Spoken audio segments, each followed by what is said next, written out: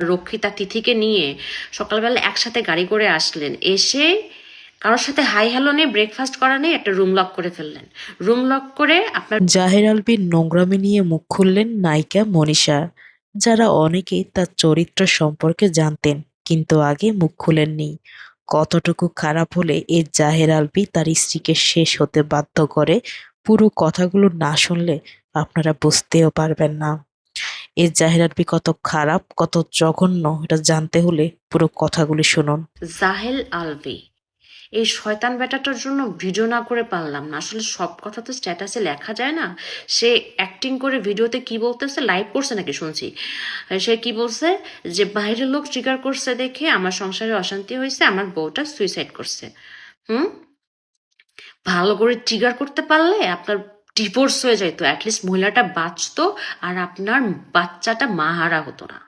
কেন ভুলে গেছেন আমার হাজবেন্ডের ডিরেকশনে দুই বউ দুই বউ বয়রা নাটকে যখন আপনি শুটিং সেটে আসলেন, সকালবেলা আপনার রক্ষিতা তিথিকে নিয়ে সকালবেলা একসাথে গাড়ি করে আসলেন, এসে কারোর সাথে হাই হ্যালো নেই, ব্রেকফাস্ট করা নেই, একটা রুম লক করে ফেললেন।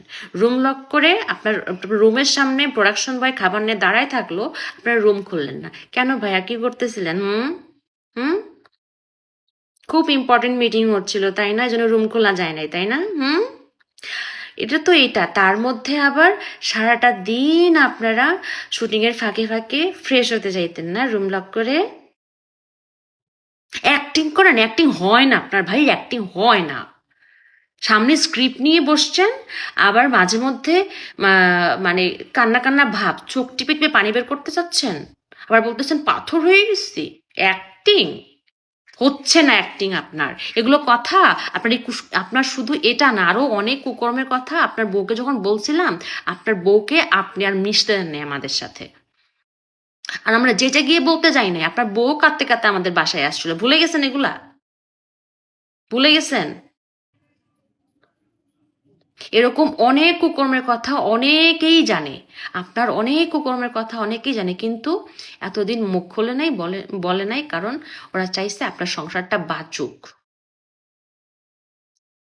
আপনার ডিভোর্স না হোক, কেউ সুইসাইড না করুক। কিন্তু এখন তো আর পানি হাতের ভিতরে নেই তাই না ভাইয়া? সব দোষ মানুষের, আর আপনি আর আপনার রক্ষিতা তিথি ফেরেশতা, দুধে ধোয়া তুলসী পাতা তাই না? পেয়াত্তুপ লম্পট কোথাকার।